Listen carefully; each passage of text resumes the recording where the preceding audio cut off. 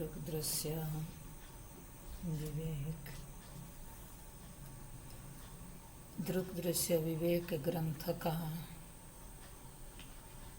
मूल निचोड़ है दृश्य को देख कर के दृष्टा की अनुसंधान करना। यहाँ विषय है जिसको हम दृष्टा कह रहे हैं, उसका अनुसंधान करो। हमारा अनुसंधान की कमी है। दृष्टा है इस बात को हम मान लिए, हमारा बुद्धि से हमने अनुसंधान नहीं किया। अनुसंधान सुनी हुई ज्ञान का नाम नहीं है। हमने कहा था ज्ञान और विज्ञान में अंतर है। ज्ञान मतलब परोक्षतया, अनुसंधान मतलब विज्ञान, जो अपरोक्ष रूप से मैंने जो सुना वो मेरे बुद्धि में मुझे समझ आ जाए। मैंने बार बार बोल रहा हूं, सुन करके याद रखना स्मृति हो जाएगी। वो नित्य निरंतर बनी नहीं रहती है। आप कितना भी कोशिश करो, याद करके किसी भी चीज को आप नित्य निरंतर बनाई नहीं रख सकते जब तक उस बात को आप बुद्धि में नहीं समझोगे। समझ के चीज को याद करना नहीं पड़ता है।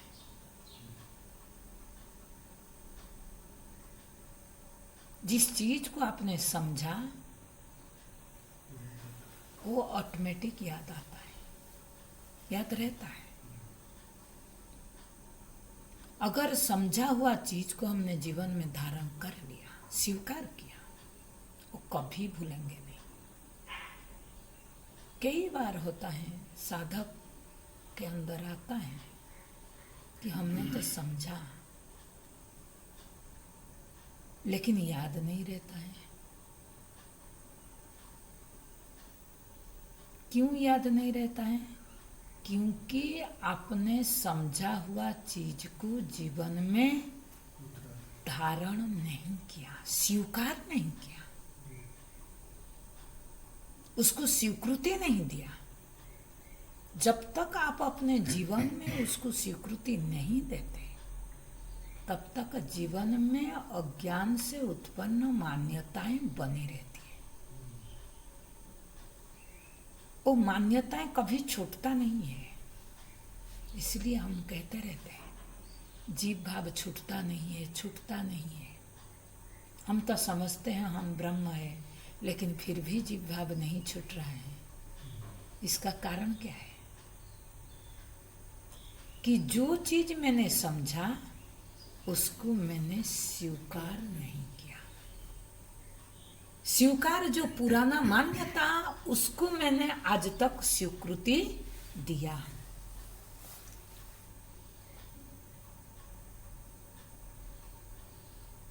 वो कमी है।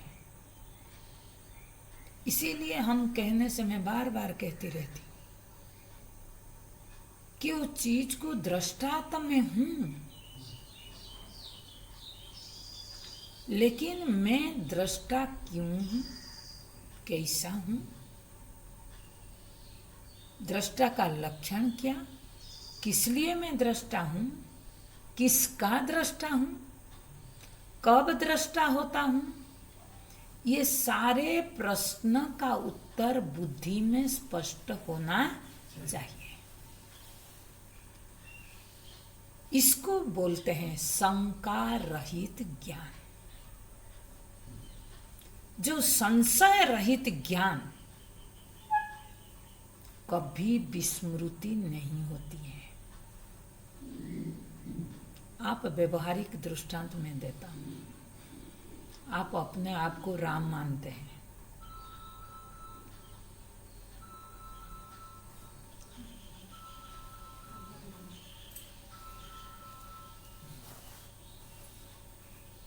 तो शंका रहित जो ज्ञान है उस संशय रहित ज्ञान का आवश्यकता है जीवन में। हम व्यवहारिक धरातल पर जब मैं जानता हूं, मैं मान कर कि जो बैठे हूं मैं राम हूं, दाम हूं, श्याम हूं, उसमें किसी प्रकार शंका नहीं है कि मैं राम नहीं हूं। मैं राम हूं, उसको आपको याद करना पड़ता है।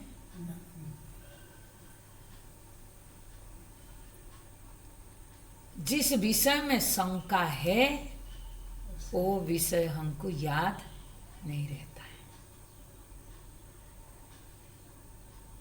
कहीं ना कहीं अभी भी मैं दृष्टा हूं, इस विषय में हमें शंका होगा।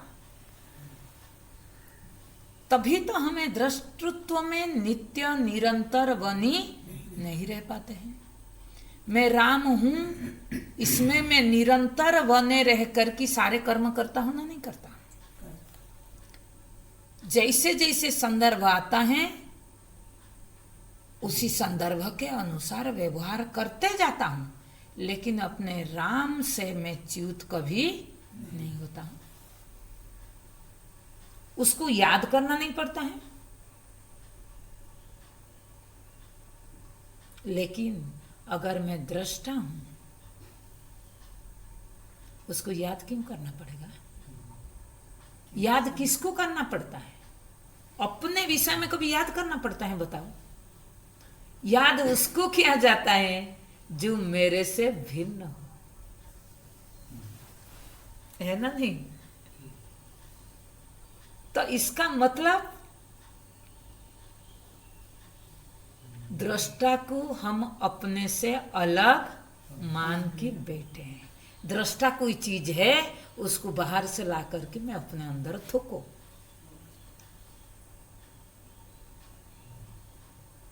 इसीलिए याद करना पड़ता है। अगर मैं दृष्टा हूं, शंका था, आवरण था, जिसको मैंने हटा दिया, तो इसमें फिर याद करने का क्या जरूरत है? उसको याद करने का क्या जरूरत है?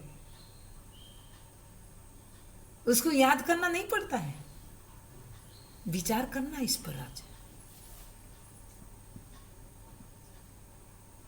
हम किस रूप में उसको जानते हैं।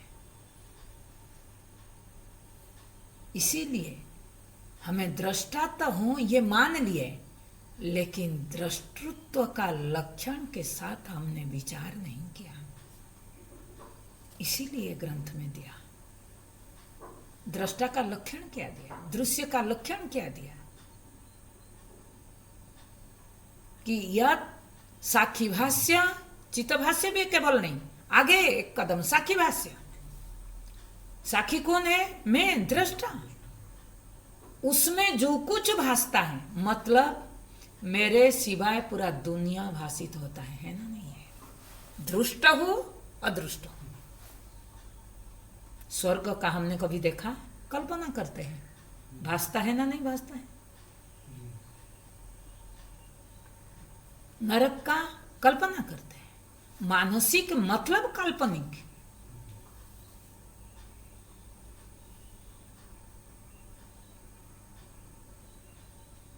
हो, उसको हम सत्य कैसे मान करके बैठे? तो इसीलिए मेरे सिवा सॉरी,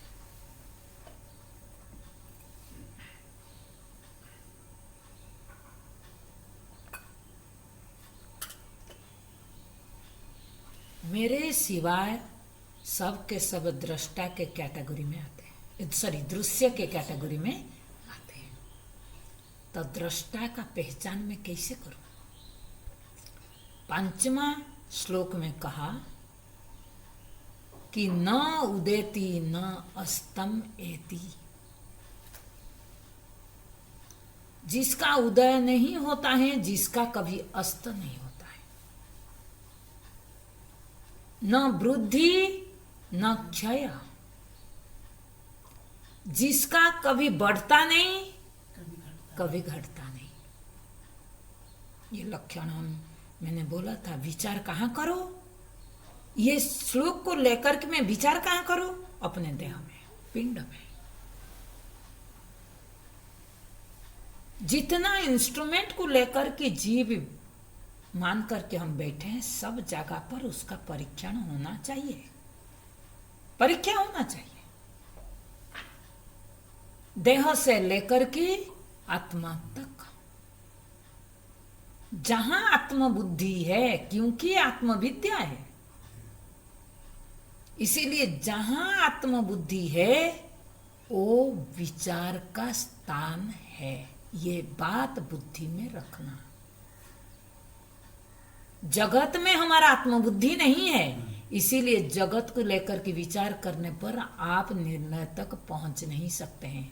एक दूसरा, आपको अनुभव में नहीं आएगा तो वो प्रामाणिक नहीं होगा। इसलिए मैं बार बार कहती रहती हूं, यथा पिंडे तथा ब्रह्मांडे। यथा ब्रह्मांडे तथा पिंडे नहीं। ये पिंड में आत्मबुद्धि सबका है, जगत में मम बुद्धि है, देह में अहं बुद्धि है। इसीलिए जहां मम बुद्धि है वो विचार का विषय नहीं है। समस्या ममता में नहीं है, समस्या अहंता में है। अहंता के कारण ममता आई। अहंता छूट जाएगी, ममता छूट जाएगी। जब देह में आत्मबुद्धि रहेगी, ये मेरा संबंधी है, इसका मुझे ख्याल करना है, उसका बात को मानना है, ये सब करना है, ये तब आएगा ना। इसीलिए हम कई बार हम सही होते हैं और गलत लोगों का बात को स्वीकार करते हैं। क्यों करते हैं? मम बुद्धि के कारण ना। देह में आत्मबुद्धि है, इसीलिए ममता जुड़ा और उन्हीं का बात को हमने स्वीकार किया, उसका बात को महत्व दिया। जब मैं जानता हूं सही क्या गलत किया, लेकिन स्वीकार क्यों नहीं कर पाता?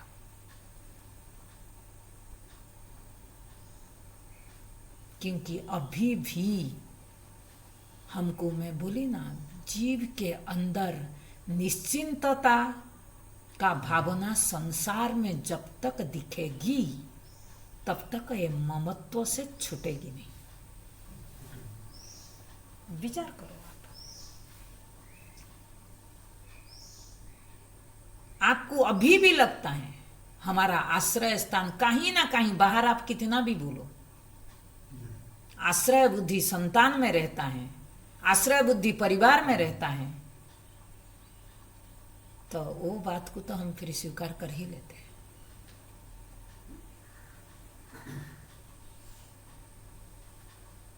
और ये क्यों रहता है? जब तक देह में आत्मबुद्धि है। मैंने इसीलिए बोल रहा हूं, सबसे बड़ा जड़ है देह में आत्मबुद्धि।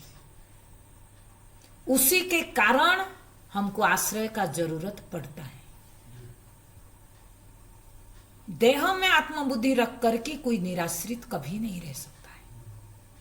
सबके अंदर यह आएगा, मुझे एक आश्रय का जरूरत है, क्योंकि देह में आत्मबुद्धि कभी स्वाधीनता का महसूस करने नहीं देता है, पराधीनता का एहसास करने देता है। और पराधीन व्यक्ति को आश्रय चाहिए। ये रिश्ता टूट जाएगी तो मेरी जिंदगी बर्बाद हो जाएगी।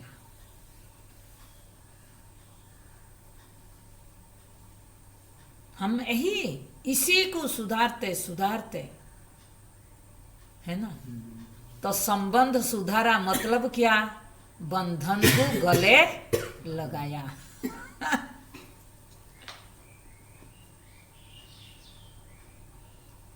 और फिर बोलेंगे हम बंधन से कैसे छूटे।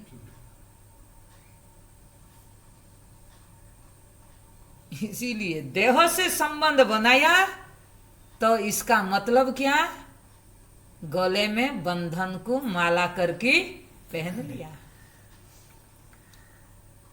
उस बंधन से छूटने के लिए ये विवेक प्रक्रिया का जरूरत है। हम लगातार दो विवेक प्रक्रिया ग्रंथ अध्ययन किए, विवेक चूड़ामणि, उसके बाद दृक दृश्य विवेक। और ये ग्रंथ ना मैं बताऊं बहुत रेयर का ही सत्संग में मिलता है, दृक दृश्य विवेक। प्राय ये ग्रंथ हमारा अद्वैत आचार्य लोग बहुत कम, मैंने कहीं देखा नहीं कोई लेने का।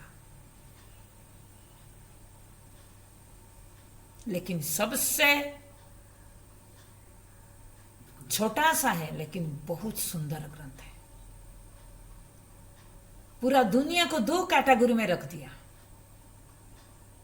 और दृष्टा का अनुसंधान करने के लिए अपना बुद्धि को लगा दिया।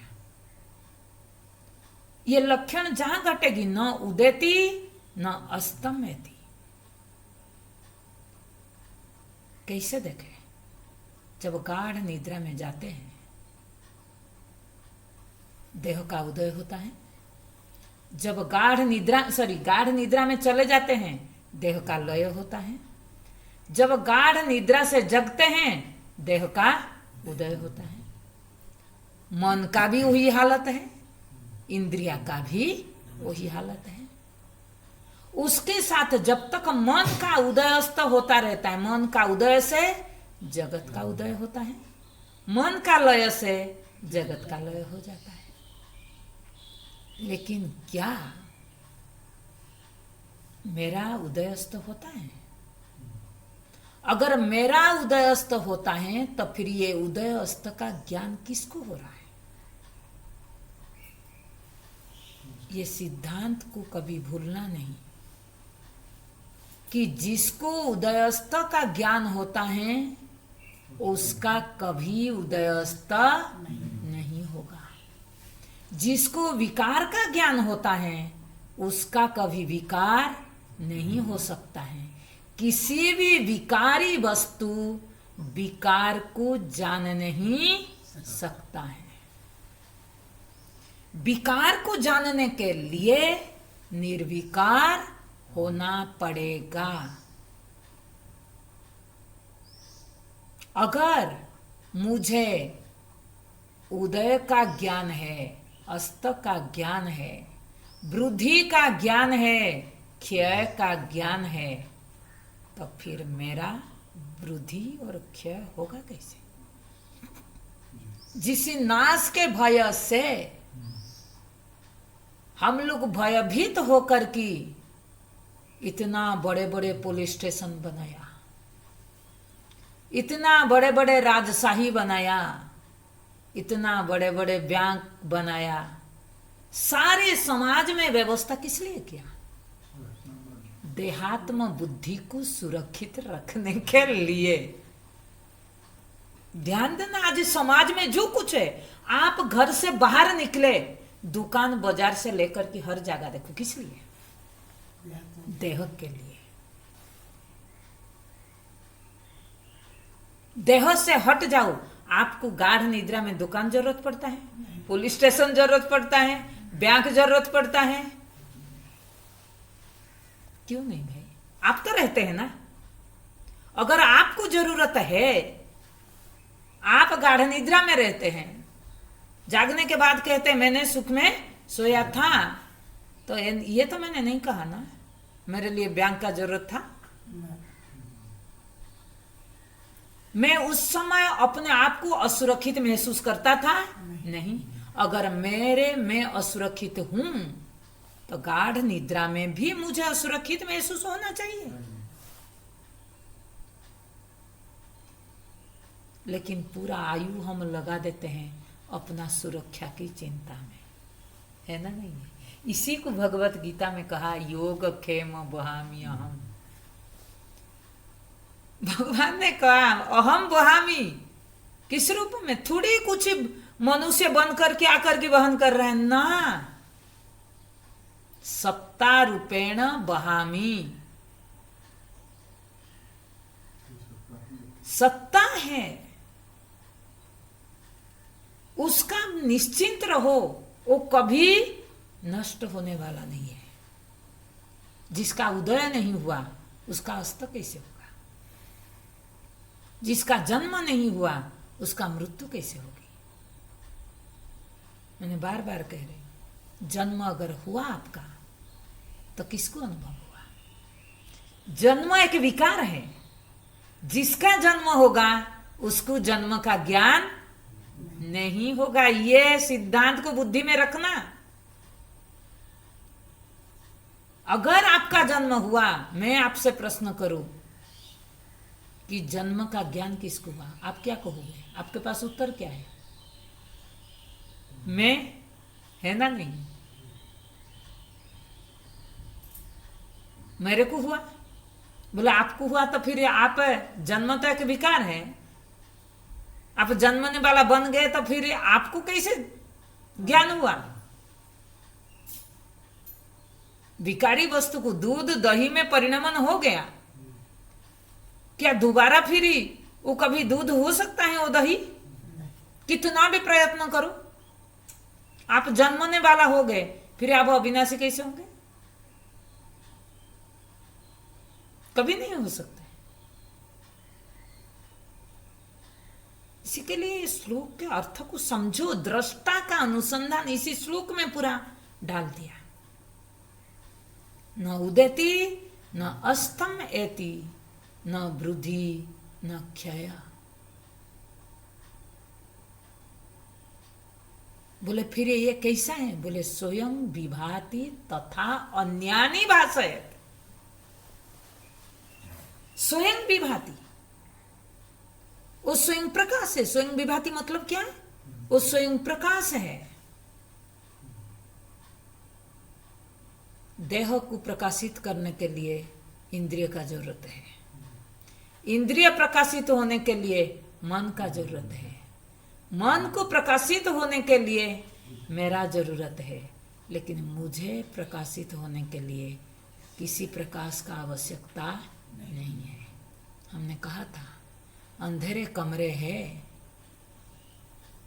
तो आपको दिया का जरूरत है। लेकिन दिया को प्रकाशित करने के लिए अन्य दिया का जरूरत नहीं पड़ता है।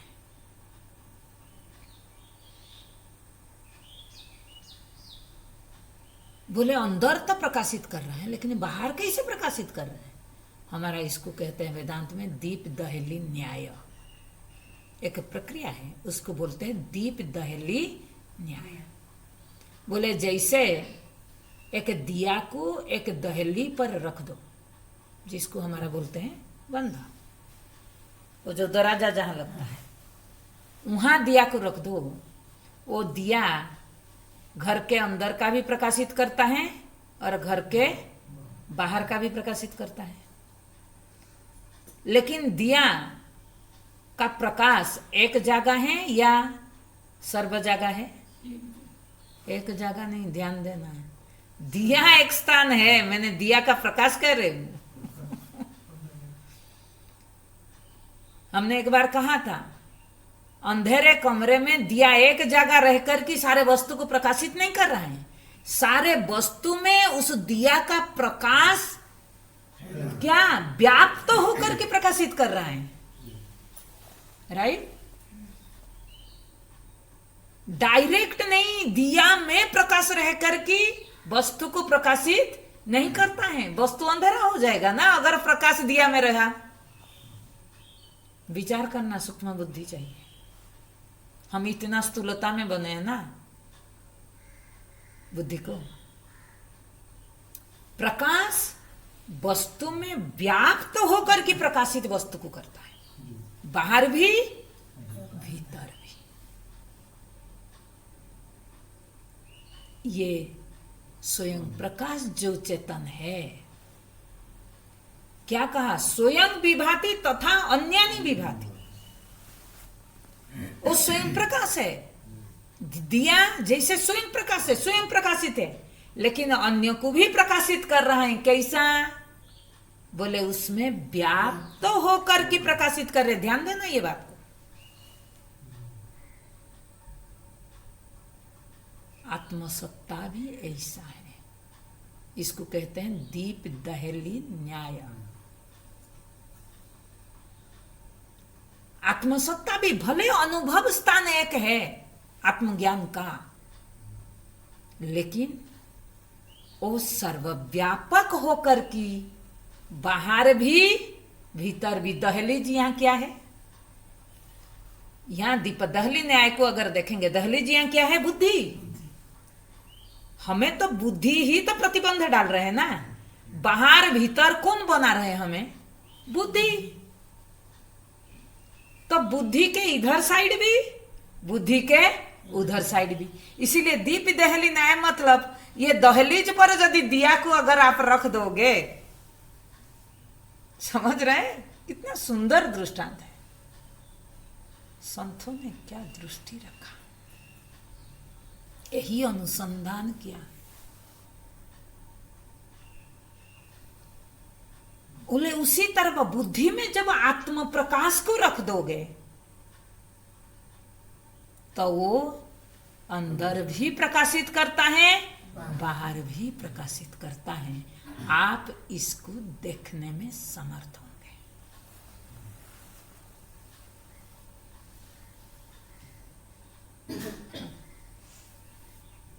इसीलिए कहा, लेकिन जैसे मैंने कहा दिया को प्रकाशित करने के लिए मकान का जरूरत नहीं है, बाहर का नहीं, अंदर का नहीं, ना अलग दिया का जरूरत है।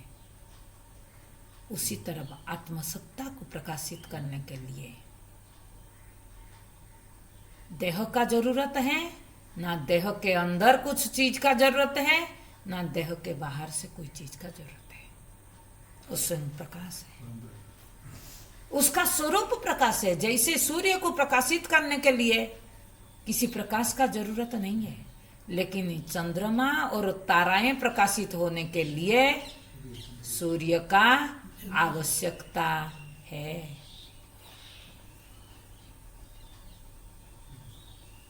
सूर्य उसको कहते हैं जो प्रकाश स्वरूप है।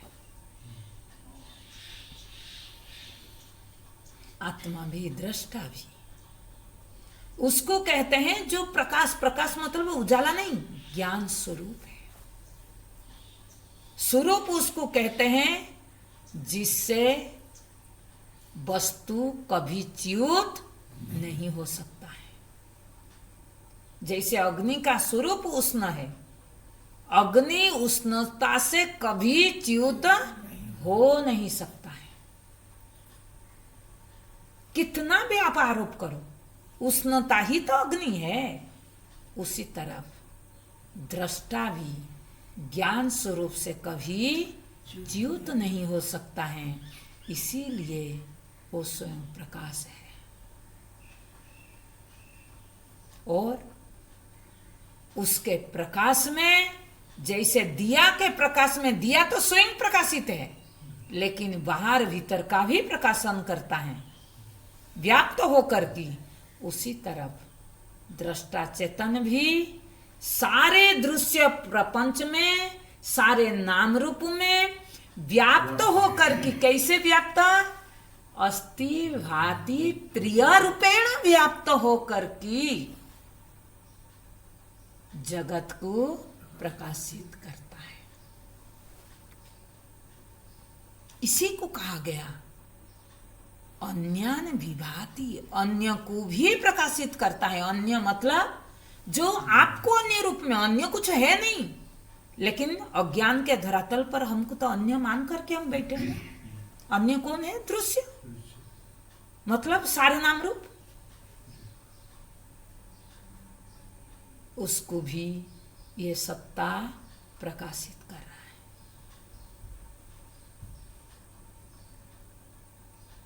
बोले कैसे प्रकाशित करता है? साक्षात। क्योंकि हमें प्रकाशित करने के लिए, किसी दिया को प्रकाशित करने के लिए तो माचिस का जरूरत पड़ता है ना? नहीं है। इसलिए दृष्टांत वहां तक ठीक है, आगे नहीं बढ़ना। फिर मैंने बार बार बोलो, दृष्टांत कितना दिया जाता है, कैसे दिया जाता है, साम्यांश पूर्ण रूप से नहीं होगा, एकांश में दिया तो स्वयं प्रकाशित नहीं है ना, उसको माचिस का जरूरत पड़ता है। लेकिन आत्मा को किसी माचिस का जरूरत नहीं पड़ता है। साक्षात, उस साक्षात ज्ञान होने के कारण, प्रकाश होने के कारण वो स्वयं को भी जानता है, अन्य को भी जानता है। साक्षात इच्छति, देखता है। देखना हम लोगों का आदत पड़ा है क्या? देखना मतलब आंख में देखना ना। यहाँ देखने का अभिप्राय क्या है? जानना। बोले इसलिए वो दृष्टा है। ये लक्षण जिसमें घटित होता है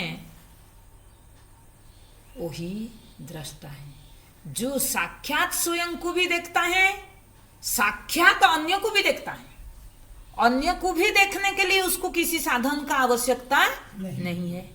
मन को जब देखता है, किस साधन से देखता है? मन मतलब वृत्ति सन्मुख, किसी साधन का जरूरत नहीं है। काम वृत्ति उठा, आपने देखा, किस साधन से देखा? कोई साधन का जरूरत है? साक्षात इच्छति, बोले साक्षात मैं देख रहा हूं, मालूम पड़ रहा है मुझे। यही दृष्टा चेतन है। बोले प्रश्न आता है कि ये अगर मैं ऐसे दृष्टा हूं, फिर मैं जीव कैसे बन गया? ये जीवत्व का उदय कैसे हुआ?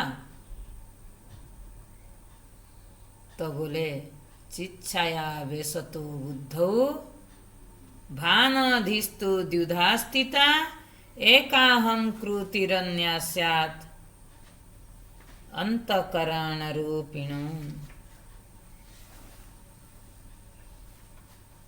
ये चेतन की जो प्रकाश जब बुद्धि में पड़ा, बुद्धि मतलब क्या? अनादि काल से। ये किसके लिए आत्मज्ञान जरूरत है? लोग कई बार कहते हैं अगर मैं दृष्टा हूं तो फिर मैं जीव कैसे बन गया? आपको ये बताना पड़ रहे हैं, आप अपने आप को जीव जब तक मान करके बैठा है तो उसके लिए आपको कहना पड़ रहा है आप दृष्टा हैं। अगर आप जीव मानते नहीं तो ये उपदेश करना नहीं पड़ता है। हमारा भगवत गीता में एक भाष्य 13वां अध्याय में आता है, प्रश्न होता है शास्त्र का क्या जरूरत है? अगर हम दृष्टा साक्षी है, हम ईश्वर है, तो शास्त्र का जरूरत नहीं है। बोले बिल्कुल नहीं है, लेकिन तब तक शास्त्र का जरूरत है। कब तक? जब तक आप अपने आप को जीव मान करके बैठा। आप माने हैं ना नहीं माना? आप जानते थे कि आप दृष्टा हो? नहीं है ना। अभी भी जानते हैं दृष्टा हूं? नहीं जानते हैं। इसके लिए आपको उपदेश का जरूरत है। मैंने बोली ना, अगर आपको भूख नहीं होता, खाना बनाने का क्या जरूरत है?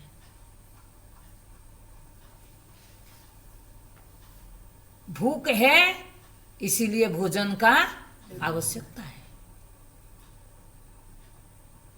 उसी तरह हमें जीव भाव अज्ञान दशा में हूं, इसीलिए मुझे आत्मज्ञान का जरूरत है।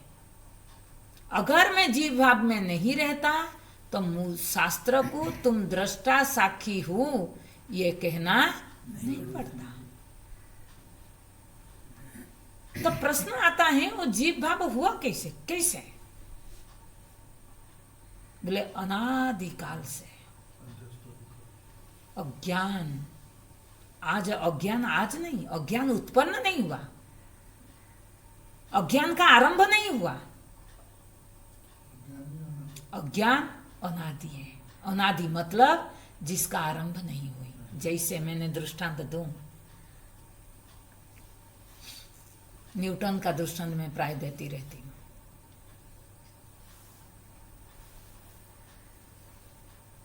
अपने रास्ता में जा रहे हैं, उसी रास्ता में रोज जाते थे। एक पेड़ आपने देखा, वो पेड़ को रोज देखते थे, लेकिन आपको ज्ञान नहीं है ये कौन सी पेड़ है।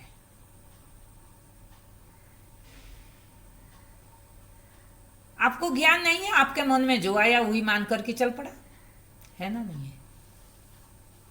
एक दिन आप अपने दोस्त के साथ जा रहे थे, दोस्त ने कहा, अरे देख ये कितना सुंदर आम का पेड़ है। बोला ये आम का पेड़ है? बोला हाँ। बोला नहीं नहीं, ये तो और कुछ पेड़ है।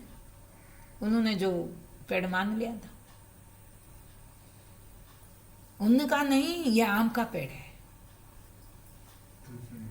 तो मैं आपसे पूछ रही हूं, आपको कब से ये पता नहीं था ये आम का पेड़ है? कह सकते हैं कितना साल से पता नहीं था? लेकिन इतना आप कह सकते हैं मुझे पता नहीं था। इसी का नाम अज्ञान है। अज्ञान के पीछे में लोग भागते हैं ना, कब से अज्ञान है, कितना साल से अज्ञान है, कितना जन्म से अज्ञान है। आप उसके पीछे पड़ने से क्या मिलेगा? आप अगर खोज करके मैं कितना साल से ये पेड़ को नहीं जानता था, अरे जब से देख रहा हूं, जब से जा रहा हूं तब से देख रहा हूं, लेकिन जानता नहीं था। उसमें हिसाब किताब लगाने का क्या जरूरत है? इतना है कि मुझे इसका मालूम नहीं था, बस। मालूम नहीं था, किसी ने जानकार है उसने बता दिया, मैं अब जाना। इसमें क्या प्रॉब्लम है? मैं बताऊं, इसी के पीछे मैंने मुंबई जब गया, मुंबई में बड़े बड़े पढ़े लिखे लोग समाज का, ये अज्ञान के पीछे। एक डॉक्टर थे, वो मेरे को अज्ञान कब से आरंभ, मैं बोली कि आप क्या करते हैं? मैं जानती थी, मैंने उनसे पूछा, मैं बोली कि आपको जब डॉक्टर का ज्ञान नहीं था, हाँ, उसके पहले कब से आपको डॉक्टर का ज्ञान नहीं था? बता।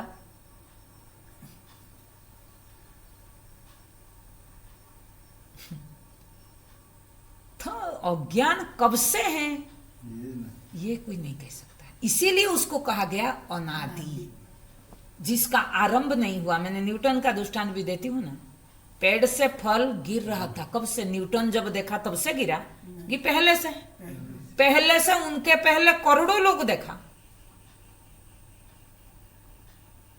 लेकिन किसी ने इसी जो गिरने को गुरुत्वाकर्षण शक्ति किसने कहा? नहीं कहा। न्यूटन ने देखा और उन्होंने कहा। आप भी, आप दृष्टा हूं, लेकिन आपने कब से बोले दृष्टा हूं? आज नहीं, आज गुरु कह दिया आप दृष्टा हूं तो दृष्टा बन गए, ये बात नहीं। आप कब से दृष्टा हूं? हमेशा आप दृष्टा हूं, लेकिन मैं हूं तो कैसे मालूम नहीं पड़ा? बोला आपने ध्यान नहीं दिया। न्यूटन ने ध्यान दिया, उसने जाना। आपने ध्यान नहीं दिया, आपने नहीं जाना। लेकिन इसका मतलब क्या? आपने कभी पेड़ किया, उसी दिन से पेड़ से फल गिरा क्या? न्यूटन ने जिस दिन देखा।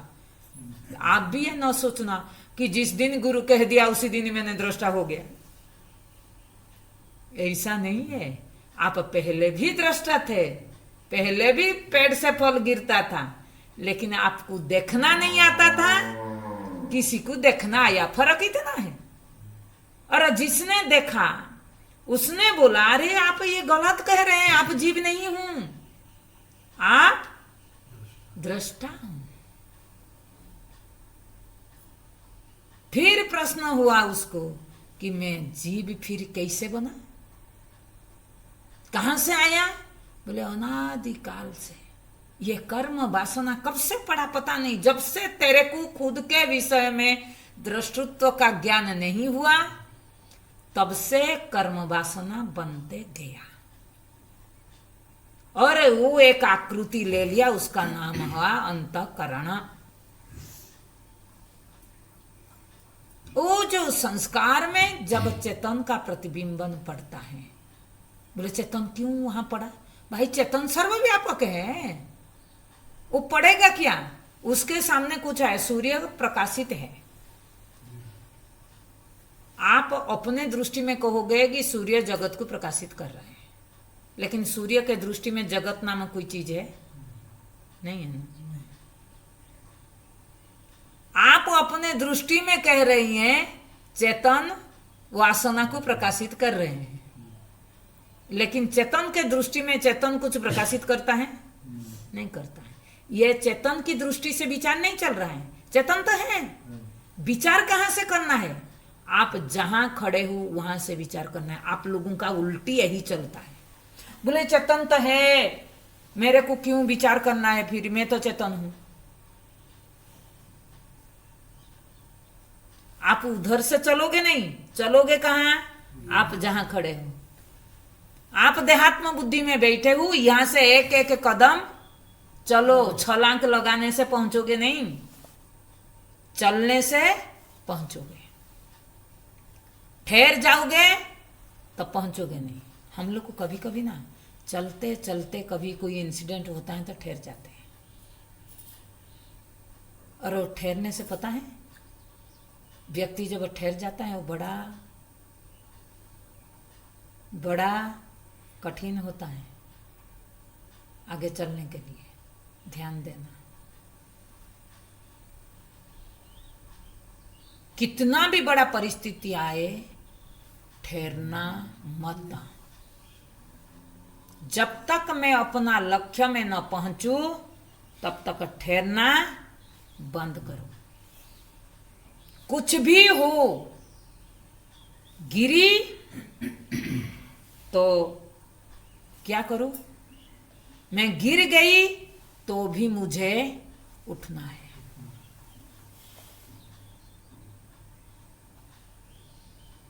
तभी वो व्यक्ति उठता है जब उसको संसार एक बार एक हिरन जंगल में था। जंगल में एक शिकारी उसके पीछे भागा।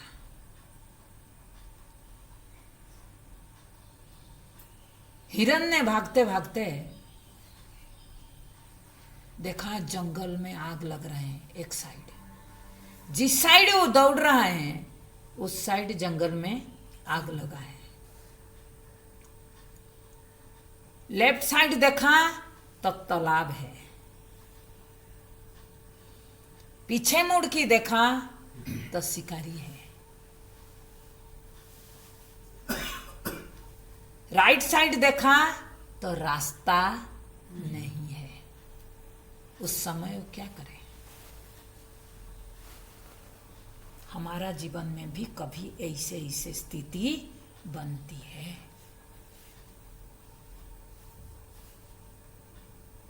हिरन ने क्या किया? बोला कि जिधर भी जाओ उधर क्या है? मरने का ही संभावना है।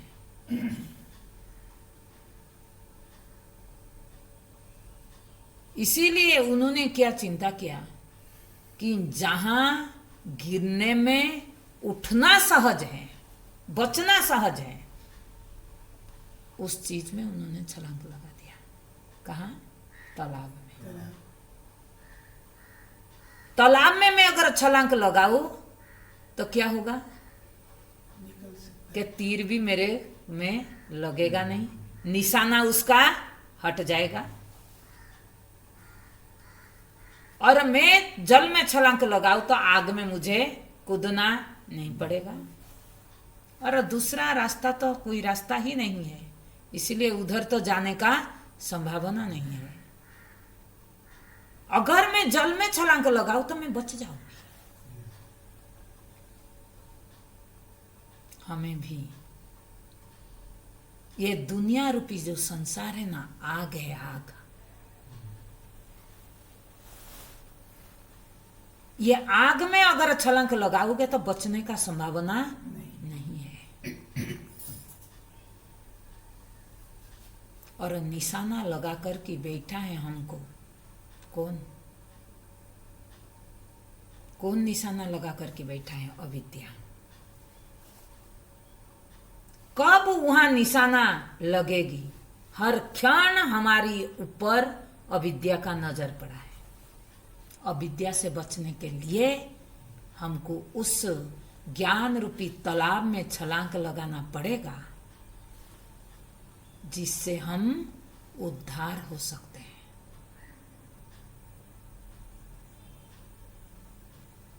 उसमें भय नहीं है,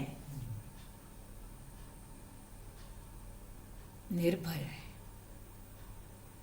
लेकिन संसार में बचने का तो कोई अल्टीमेटम ही नहीं है। इसीलिए बचाना, अपने आप को कोई बचाएगा नहीं, मुझे खुद को बचाना, मेरे बुद्धि को प्रयोग करके मैं इसी संसार रूपी अग्नि से कैसे बचाऊं अपने आप को। इसीलिए तो रमन महर्षि जी ने कहा, हमारा रामकृष्ण परमहंस ने कहा जब तक आपको संसार जलती हुई आग सर पे रखा हुआ जैसे न लगे, तब तक आप संसार से छूटना मुश्किल है। आपको ये एहसास हो। दूसरा उन्होंने दृष्टांत दिया, बोले जैसे नाक बंद करके किसी को जबरदस्ती जल के अंदर डुबा दिया जाए, वो कैसे छटपटाता रहता है जीने के लिए। अगर आपको ऐसे लगे मुझे कोई दबा रहा है इसी संसार में, मैं उससे बचना है, अगर आपके अंदर ये वृत्ति आए, आप जरूर बच जाओगे। जब तक आपको संसार, ये दो लक्षण न दिखे संसार में, तब तक संसार से बचना कठिन है। जगत से बच जाओगे, संसार से बचोगे नहीं। संसार आपने बनाया। मैंने बोली ना, मकड़ी जैसा, मकड़ी खुद जाल बनाया और खुद उसी जाल में फंस गया। हमें खुद संसार संबंध बनाया और खुद उसी संबंध में फंस गया।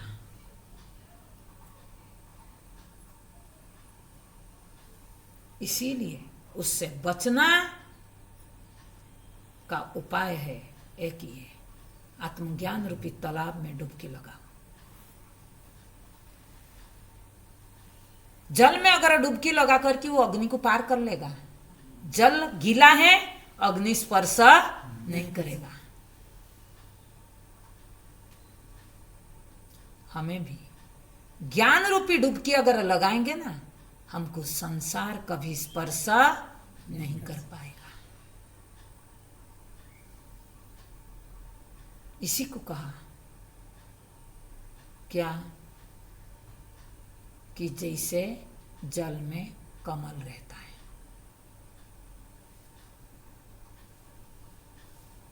कमल के पत्ता को जल स्पर्श नहीं कर पाता है, उसी तरफ जीवन तभी होगा। इसीलिए ये अनुसंधान बहुत जरूरत है। चिच्छाया वेसतु बुद्धौ, ये जीव विभाव जब उसी कर्म वासना में पड़ा, वो दुविधा हो गया, एक अहंकृति एक इदमकृति। अहंकृति सूक्ष्म, इदमकृति स्थूल।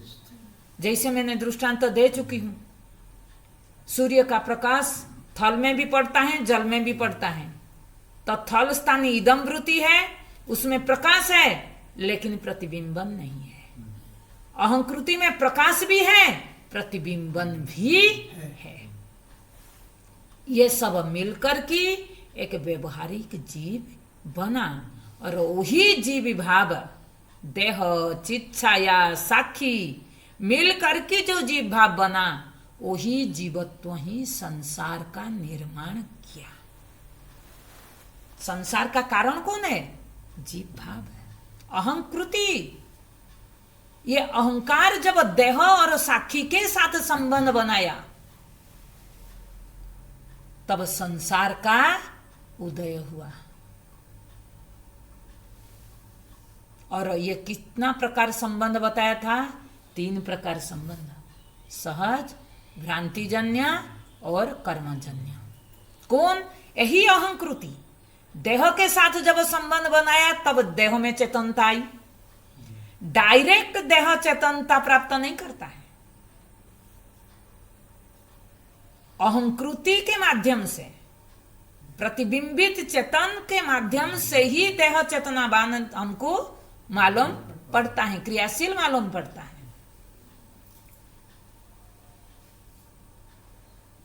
और उसके साथ क्या है अहंकार का? अहंकार का देह के साथ कर्मजन्य तादात्म्य है।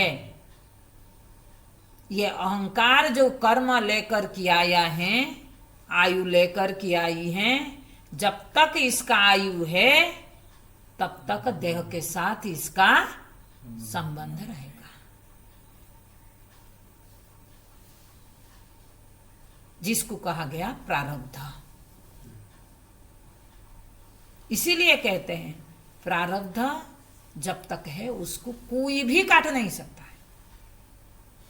और भ्रांतिजन्य तादात्म्य सहज संबंध, सहज को भी आपने तो बनाया नहीं, तो आप निकालोगे कैसे?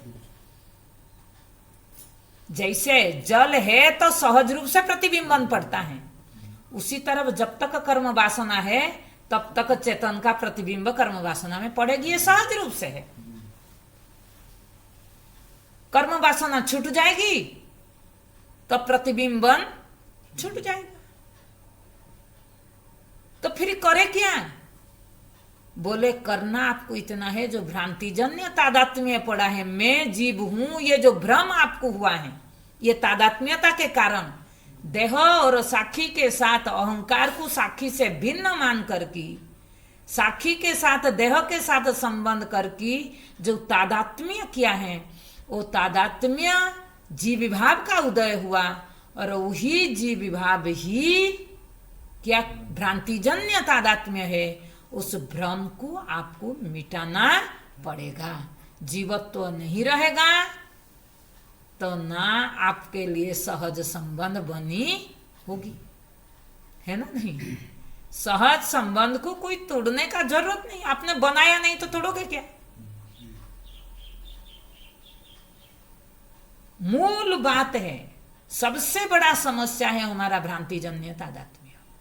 और वो भ्रांतिजन्य तादात्म्य भ्रम का निवृत्ति आत्मज्ञान से ही संभव है, दूसरा किसी से संभव नहीं है। और आपका जीवन का समस्या भी कर्मजन्य ना सहज संबंध, आपका जीवन का सबसे बड़ा समस्या भ्रांतिजन्य तादात्म्य। और उसका निवृत्ति से सब निवृत्त हो जाता है। फिर अवस्था त्रय का वर्णन दिया। अहंकार जब पूर्ण रूप से उजागर रहता है तब जागृत कहते हैं, जब अर्ध अवस्था में रहता है तब स्वप्न कहते हैं, जब अहंकार का लय होता है तो सुसुप्ति कहते हैं। मतलब क्या? ये अवस्था त्रय अहंकार का है, आपका नहीं है। फिर और एक बात कहा कि वास्तव में देखा जाए तो 3 अवस्था नहीं है, 5 अवस्था। जन्म भी एक अवस्था है, मृत्यु भी एक अवस्था है। ये 5 अवस्था अहंकार का ही है, आत्मा का इसी अवस्था से कोई संबंध नहीं है। इसीलिए अहंकार जब तक रहेगा, ये अवस्था अभिमानी होकर के आप रहोगे, अहंकार का निवृत्ति हो जाएगा तो अवस्था का भी निवृत्ति हो जाएगा। आज इतना रखते हैं, कल आगे फिर इसको देखते हैं कब पूरा हो रहा है। ओम तत्सत। ओम पूर्णमद पूर्णमिदं पूर्णात् पूर्णमुदच्यते पूर्णस्य पूर्णमादाय पूर्णमेवावशिष्यते। ओम।